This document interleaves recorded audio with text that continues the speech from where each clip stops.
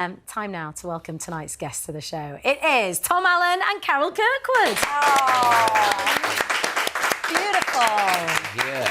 This is a nice duo. Isn't it just? We look very good in our pastel summer colours, don't we? What a memo. Lovely. Yeah, I was worried I might look too much like Michael Portilla in this, but I think we've done all right, haven't we? Yeah, we're bringing the sunshine. We're all in wedding attire, We I are, feel, aren't we're we? ready. Yes, Could be we should get guests, we married. could. Would you, now then, Tom, we saw that big debate over Oh, smartphones yes. for young people, etc., etc. yes. You said that you enjoy being in nature. You know, would you ever make the transition, though, from a smartphone to a brick phone? I would love to do that. I don't know. We're all so addicted to our screens all the time, aren't we? We used to look up and talk to people and notice things, but now we're all just staring at this. We have video calls, or people do that speaking out loud on the speakerphone now. I've noticed, like, everyone's on The Apprentice all the time. People use, you know what I mean? Like, they have it out loud all the time. Yeah, I don't like that. Do you not find them just too big and clumpy? I like the Yes. slimline ones that slip into your Yes. handbag and you don't have to have a great big sack with you. Yes. Yes, You could have it absolutely. in your handbag along with your new book, Carol. Oh, seamless So that was. You've wasn't given it? us the perfect excuse to put down our phones. New novel set in Venice. Three women in one of the world's most romantic cities. What are they doing there? Oh my goodness, Anita, I love Venice, first of all. It has everything. Yes. It's romantic, Casanova lives there, it's got history, it's got art, it's got culture, it's got little alleyways as well, which when you walk down you can get lost in. There's no street lighting, so great for hiding secrets, that kind of thing. There's also the Cipriani Hotel in Venice, and I've based the hotel in my book, which is the White Palace Hotel, 5-star luxury, on that a little bit. Now, the book is centred around a character who is, her surname is Gina, well, Gina Bellini. Bellini because, of course, of Harry's Bar and the famous cocktails. And she is a super concierge. She's the master of it, if you like. And she will do anything for her guests, no matter how bizarre their requests are, she will try and sort it out. But she has a secret. And if it catches up with her, it's going to ruin her reputation, absolutely everything. And one of the other characters in the book is an opera singer. She's a real diva. If you think of the biggest diva you can possibly think of, Well, this is her. Tom Allen. He's right there. And she'll stop at nothing to get what she wants. And Gina has something that she wants badly. And then to pull in Hollywood glamour, because I love glitz and glamour as well, there's a Hollywood blockbuster movie being filmed here too. And all is not as you'd expect. And the other thing, of course, is there's love and romance in it, but not straightforward. So there's tons going on in this book. It does, and I just love the worlds that you create. It's somewhere really nice for you to escape to as well. But, you know, always, I mean, the destinations are like, I don't know, a Greek island, the Amalfi Coast, French Riviera. Do you go there to research? Is this what this is all about? Is this a holiday? Yeah. That is such a brilliant idea. Why did I not think of that? I've been to all the places that I've written about, and the reason for that is visual imagery is so important to me. I want to take you with me. You might not have been to Venice or the south of France, so I'm going to describe it so you can feel you're there and you can experience what my characters are also experiencing in these places. Carol, Al and I actually want to come with Yeah. you on a service trip, if that's all right. Tom, we hear that you get the ick around romantic destinations. Well, I don't know about the ick, as young people say, but I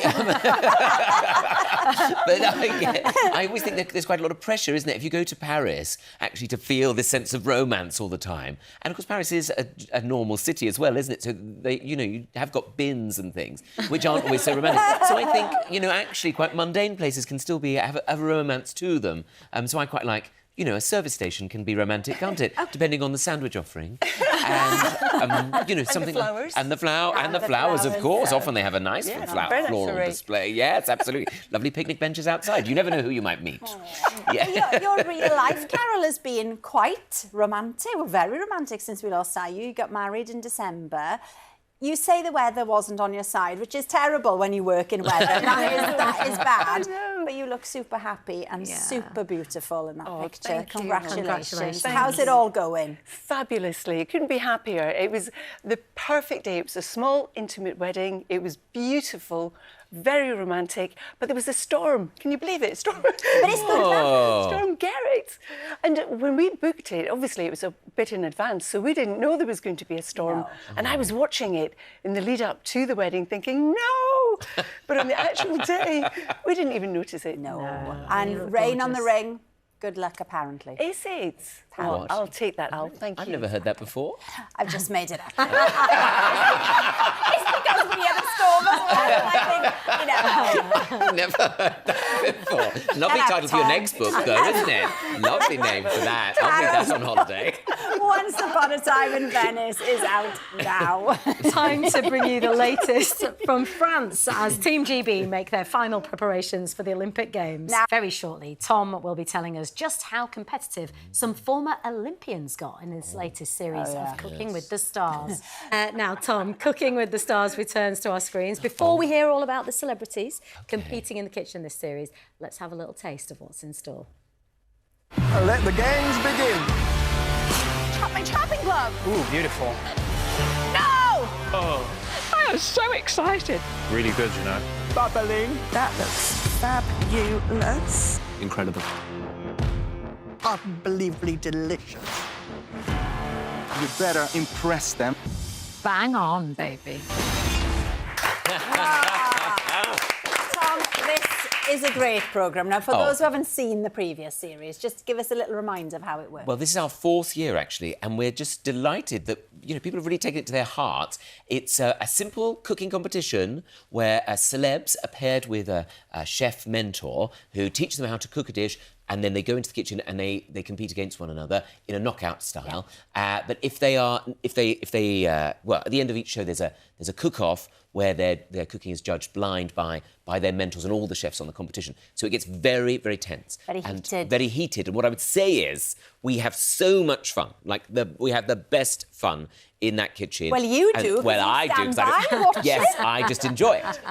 But when those stars get in the kitchen, they change. They take it so seriously. You think you've seen it with the Olympics. Oh, this is next level. When you see Christopher Biggins stop talking, you know that it is very serious. Very serious. And the lineup is brilliant. Catherine Ryan, Carol Vordsman, Yes. Abby Consi. But you say it's the Olympians who are the ones that are the most competitive. Well, I would say they're used to performing under pressure and they must have it in them, really, that they kind of, when they're in a competitive environment, they have to win, Yeah. But actually, that means that all the more performing stars, they actually learn from that and they all become very competitive as well. So no one wants to mess it up either because they've got their chef mentor and they don't, they form a bond with them. They don't want to let them down because their reputation's on the line. So you've got people like Rosemary Schrager, or you've got Jack Stein, or you've got loads of brilliant chefs, and the stars don't want to let them down. No. So it's great tension there. We've got wonderful chef mentors, and Poppy Cooks has joined us this year. Tell us about her. If you haven't seen it online, I think she's the best online chef going. What she doesn't know about a potato isn't worth it. She honestly, you think there's only so many ways you can do a potato. but no. No, her ways are great. And as well, they're all great mentors because they want to engage everybody in the enthusiasm of understanding food, and people at home can learn, I think, from it a lot. And the idea is, whatever you see them cook, you can do at home. You can go to the supermarket and buy that. We love it because it makes us hungry and we all like to eat. Yes. And every week there's a theme. That's right. Date night show stuff. Date night, you'd like that one? Parties. Yeah. But we hear that you loved a bit of a dinner party when you were quite young, Tom. I was a fancy little gay. And, and as a teenager, I decided I would start throwing dinner parties. Most of my friends, they wanted to go out, maybe, snog each other. Yeah. But I wanted to lay the table, and I bought fish knives with my pocket money, and I threw dinner parties for my friends and occasionally the teachers as well. Oh, I like it. If I ran out of friends, It's which brilliant. wasn't too difficult to do. But now, So yes. you've now also moved on into gardening now. We're inside, we're outside. Yes, yes. Your Instagram, Tom, is like Gardener's World. Well, I don't like to say it myself, but it's true. And I've been Look very, at your very lucky. hydrangeas, gorgeous. Well, when I moved into my home, I was very lucky. They were there already, so I've just been trying to keep them alive. But I've been planting vegetables. Look, and that was my carrot. It was a double carrot. I mean, that is grew. an Instagram carrot if ever I've seen Well, it. It's got you know, the tail and all everything. It sorts. was like a cartoon one. And there's so much joy to be had in Yes, growing there is. things. And, you know, I've really learned about it. I've been going to places like Chelsea Flower Show. I've been lucky enough to go to and meet people from the RHS.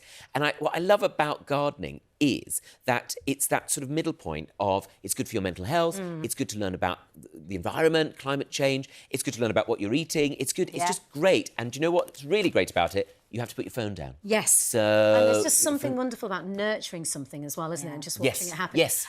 Now, Carol, we know you're here to talk about your amazing literary career. Come on, Carol. Come on. Are we going to have a summer? Yes, because there's still a month and a half left of meteorological Which summer. day? Well, in the next couple of weeks, there looks like for the southeastern half of the country, it will become drier and warmer. Still 1 or 2 showers now and again. The northwest, they're likely to see Atlantic fronts coming in at times, but still average temperatures. So we're not writing off the summer just yet by What is an any Atlantic stretch. front, if that's not It's a a personal front- question? What does that mean?